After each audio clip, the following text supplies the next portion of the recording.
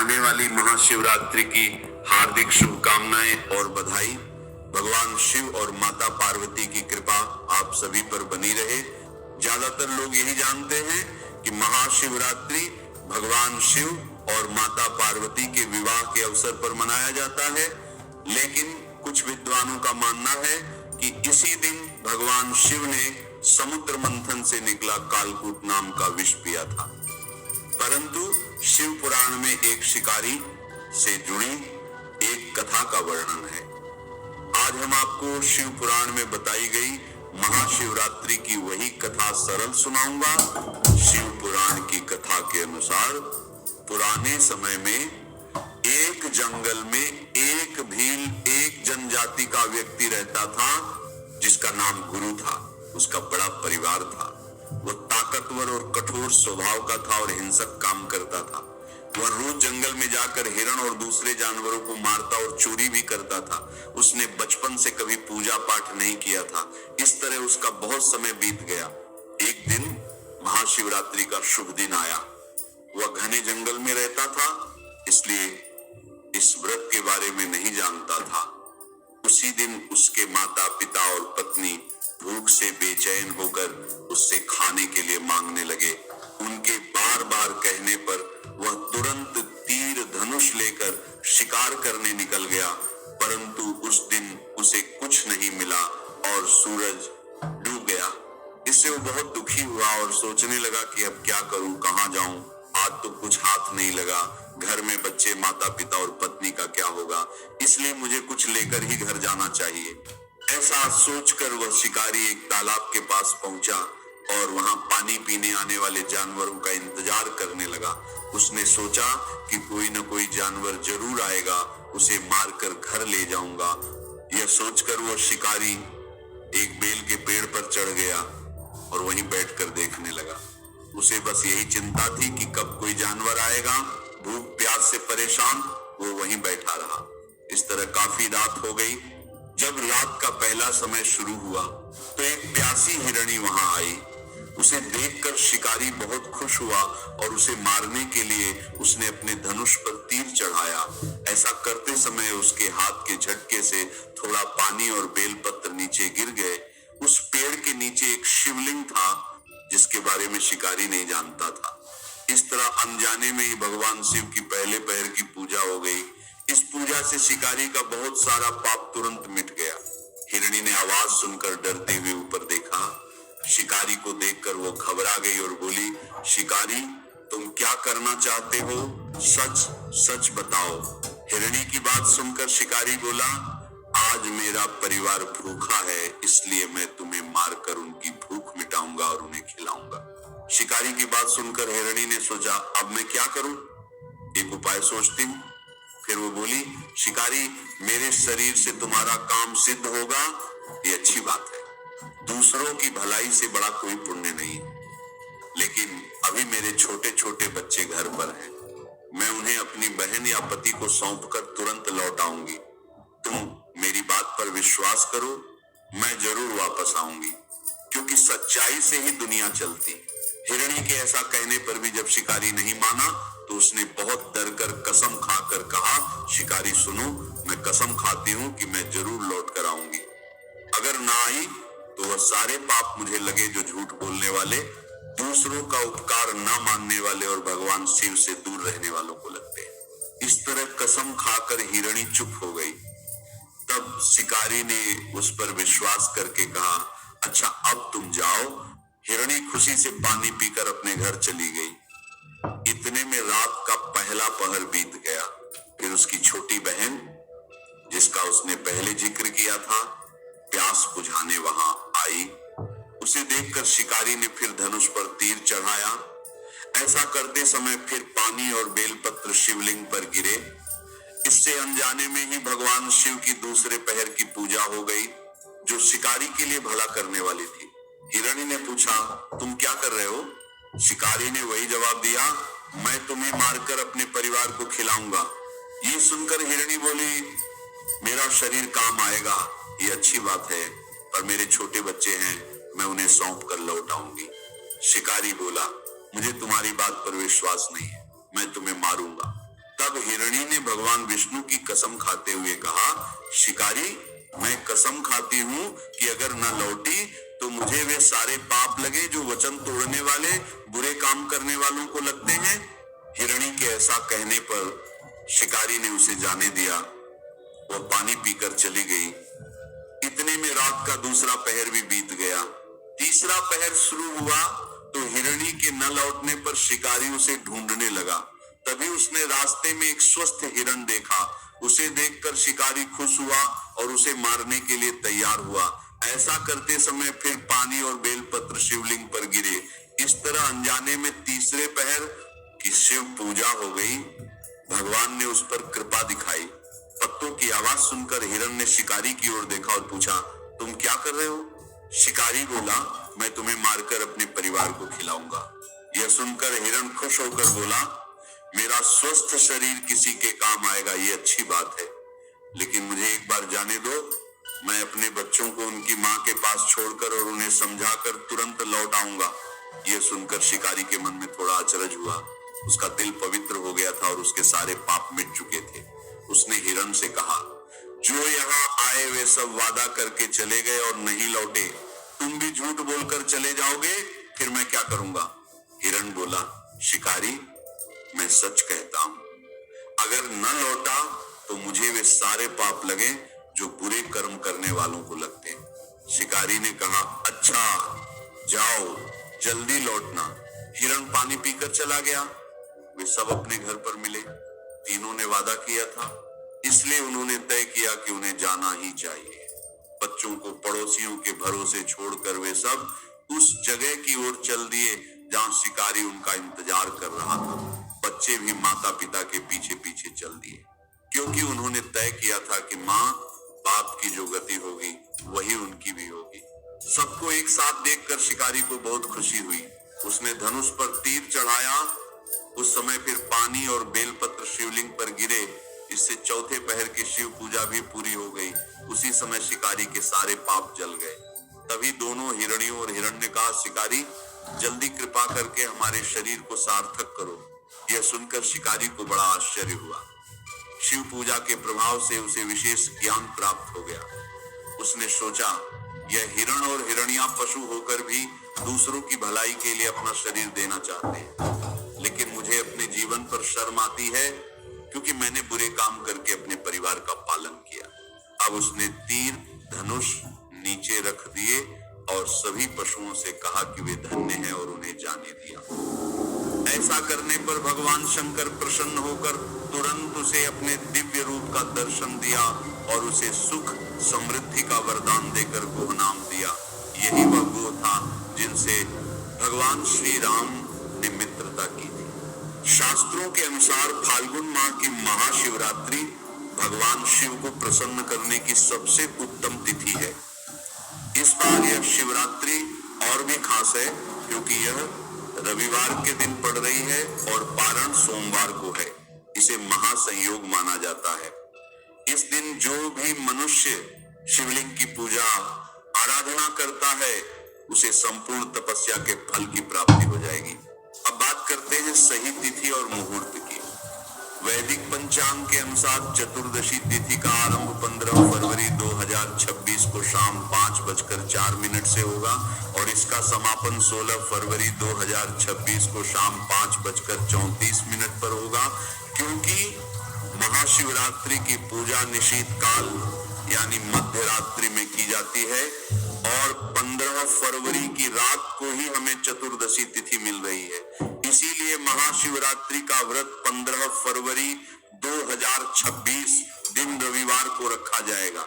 वही भक्तों, महाशिवरात्रि 2026 का व्रत खोलने का समय 16 फरवरी सोमवार को सुबह सूर्योदय के बाद किया जाएगा। याद रखें, 16 फरवरी की शाम 5:34 तक चतुर्दशी तिथि रहेगी, लेकिन आपको सुबह ही पारण कर लेना श्रेष्ठ रहेगा। यह व्रत फाल्गुन मास में आता है और रविवार के दिन पड़ने से इसका महत्व कई गुना बढ़ गया है। शिवरात्रि के नियमों की बात करें तो आहार और आचरण में संयम अत्यंत आवश्यक है। धर्म ग्रंथों में स्पष्ट रूप से बताया गया है कि महाशिवरात्रि भगवान शिव और शक्ति के मिलन की रात्रि है। स्कंद पुराण और लिंग पुराण में शिवरात्रि के दिन अन्न के सेवन को वर्जित बताया गया है। शास्त्रीय मान्यता है कि व्रत के दिन अन्न खाने से पूजा का फल प्राप्त नहीं होता, इसलिए अनाज या अनाज से बना कोई भी पदार्थ इस दिन ग्रहण नहीं किया जाता। चाहे आप व्रत रहें या न रहें, महाशिवरात्रि के दिन घर में तामसिक भोजन न बनाएं। शिवरात्रि का मूल तत्व त्याग और शुद्धता है। इस शिवरात्रि में भगवान शिव को बेलपत्र, धतूरा और सफेद फूल अर्पित करना अत्यंत पुण्यदायक माना गया है। शास्त्रों में यह भी स्वीकार किया गया है कि इस दिन फल और दूध से बनी मिठाइयां या फलाहार भगवान शिव को भोग रूप में अर्पित की जा सकती है। महाशिवरात्रि की कथा में बताया गया है कि कैसे एक शिकारी को अनजाने में ही सही, लेकिन इस व्रत के प्रभाव से मोक्ष की प्राप्ति हुई थी। इसीलिए इस दिन सात्विक रहना बहुत जरूरी है। शिवरात्रि के महत्व को बताते हुए शास्त्रों में कहा गया है कि इस दिन किया गया अभिषेक कई जन्मों के पाप धो देता है। शिवरात्रि के दिन अन्न का सेवन कभी नहीं करना चाहिए। इसी कारण 15 फरवरी 2026 को महाशिवरात्रि के दिन संयम पूर्वक व्रत का पालन करना, शिव पंचाक्षर मंत्र नमः शिवाय का पाठ करना और बेलपत्र अर्पित करना ही शास्त्र सम्मत विधि मानी जाती है। इस बार यह महाशिवरात्रि रविवार को पड़ रही है और शास्त्रों में ऐसा वर्णित है कि शिवरात्रि की रात्रि जागरण का बहुत महत्व है। सबसे पहले आपको इस दिन कोशिश यही करनी है कि आप सूर्योदय से पूर्व उठ जाएं, उठकर स्नान आदि कर्मों से निवृत्त होकर भगवान के मंदिर को साफ करें, शिवलिंग को स्नान कराएं, उनका पंचामृत से अभिषेक करें, फिर गंगा जल से शुद्ध करके भगवान को भस्म और त्रिपुंड लगाएं। संकल्प ले, हे प्रभु, मैं आपकी कृपा पाने के लिए महाशिवरात्रि व्रत का संकल्प करती हूँ। हे महादेव, मुझे यह व्रत श्रद्धा और नियम से पूरा करने की शक्ति दे। अब भगवान शिव की पूजा शुरू करें। उन्हें जल, अक्षत, बिना टूटे चावल, बेलपत्र, धतूरा और आक के फूल अर्पित करें। तुलसी दल भगवान शिव को अर्पित नहीं करना चाहिए, इसका विशेष ध्यान रखें। इसके बाद धूप और घी का दीपक दिखाएं। पूजा में बेर, फल और फलाहारी मिष्ठान्न का भोग लगाएं। इसके बाद भगवान शिव के मंत्रों का जाप करें, जैसे नमः शिवाय। अब आते हैं सबसे महत्वपूर्ण विषय पर। इस दिन किन कार्यों से आपको बचना चाहिए? सबसे पहले तो इस दिन का मूल भाव ही है संयम और ब्रह्मचर्य। इसीलिए किसी भी प्रकार का क्रोध, लोभ, हिंसा और दूसरों की निंदा इस दिन सर्वथा वर्जित माने गए।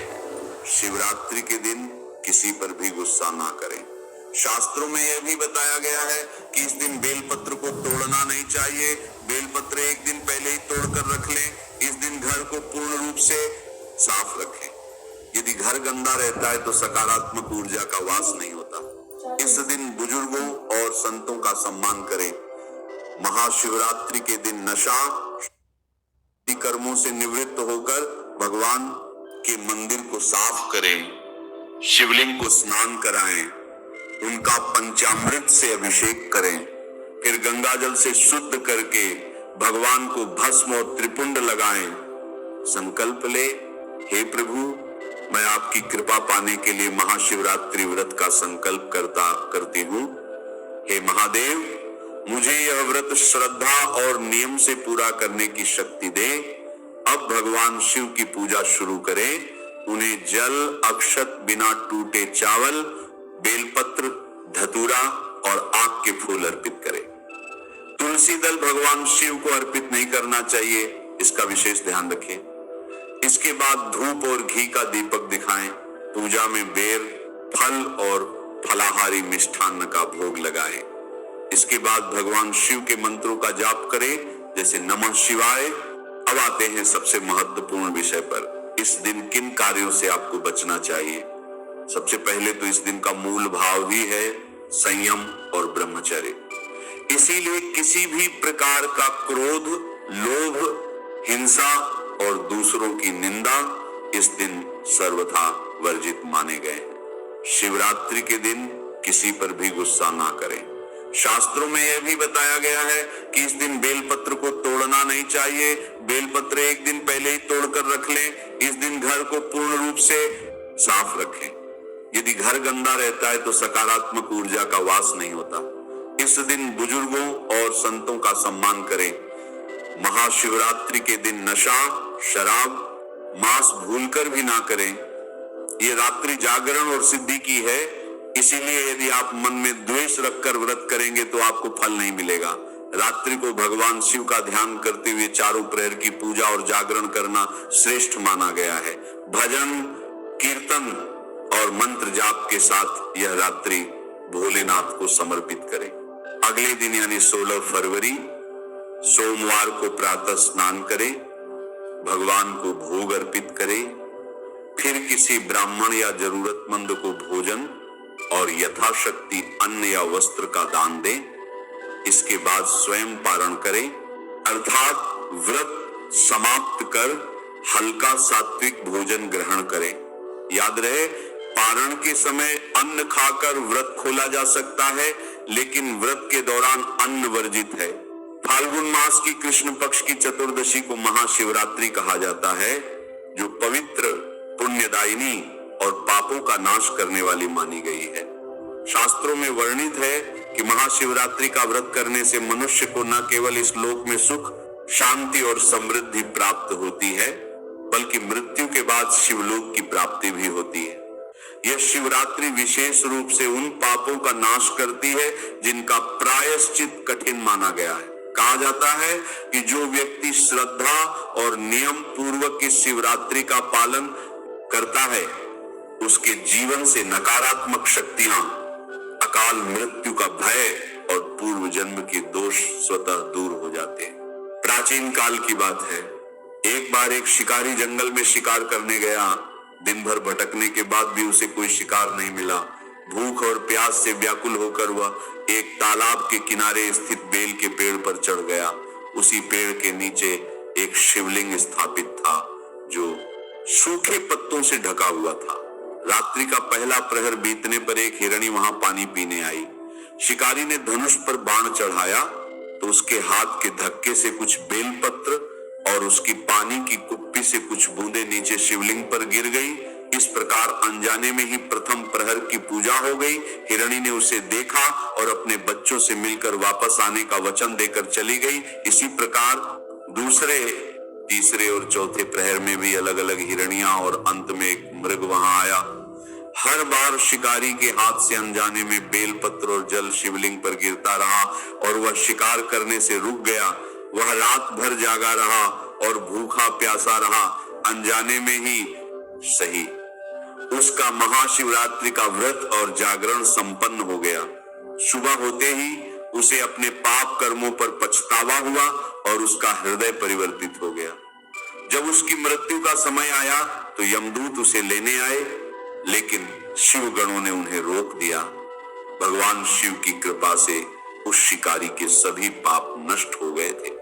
भगवान शिव ने कहा कि महाशिवरात्रि का व्रत इतना प्रभावशाली है कि यदि कोई इसे अनजाने में भी कर ले तो वह भयंकर से भयंकर पापों से भी मुक्त हो जाता है। इस प्रकार उस शिकारी को मोक्ष मिला और वह शिवलोक गया। इस कथा से यह स्पष्ट होता है कि शिवरात्रि का व्रत केवल विधि से नहीं बल्कि भाव से फल देता है। महाशिवरात्रि के दिन व्यक्ति को शारीरिक और मानसिक दोनों प्रकार की शुद्धि पर विशेष ध्यान देना चाहिए। इस दिन प्रातः ब्रह्म मुहूर्त में उठकर स्नान करके स्वच्छ वस्त्र धारण किए जाते हैं और भगवान शिव का स्मरण किया जाता है। मन, वचन और कर्म से सात्विकता बनाए रखना इस दिन का मूल भाव है। इस दिन उपवास रखा जाता है, चाहे वह निर्जल हो, फलाहार हो या सामर्थ्य के अनुसार हो, परंतु मन में व्रत का संकल्प अवश्य होना चाहिए।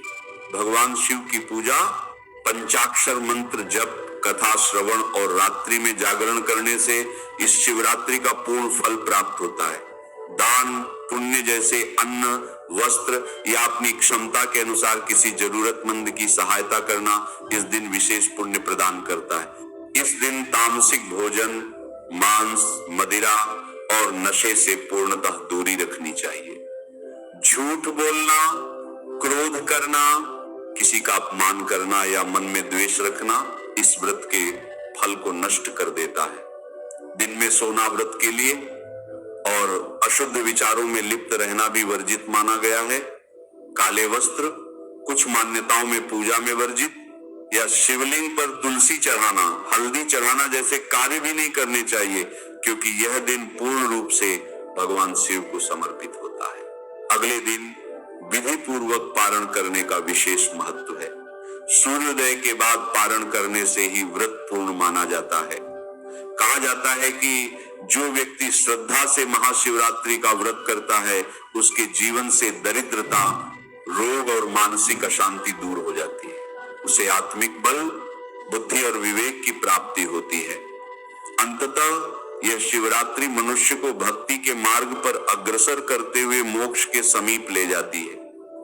इस प्रकार महाशिवरात्रि केवल एक व्रत नहीं, बल्कि आत्मशुद्धि, संयम और भगवान शिव की करुणा को प्राप्त करने का एक दिव्य अवसर है।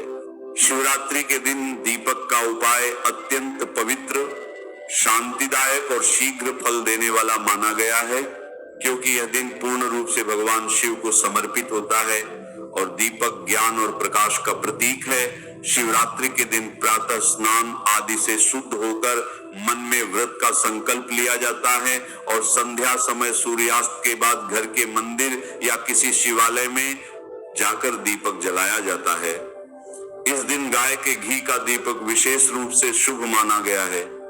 दीपक जलाते समय मन को शांत रखते हुए भगवान शिव का स्मरण करना चाहिए और यह भावना रखनी चाहिए कि जैसे दीपक का प्रकाश फैल रहा है, वैसे ही जीवन से अज्ञान, पाप और बाधाएं दूर हो रही हैं। शिवरात्रि की संध्या में बेल के वृक्ष के नीचे दीपक जलाने का विशेष महत्व बताया गया है। बेल वृक्ष के समीप दीपक जलाने से घर में सकारात्मक ऊर्जा का संचार होता है और भगवान शिव शीघ्र प्रसन्न होते हैं। यदि बेल वृक्ष के नीचे दीपक जलाया जाए तो मनुष्य की कुंडली के दोष, काल सर्प दोष और मानसिक अशांति धीरे धीरे समाप्त होने लगती है।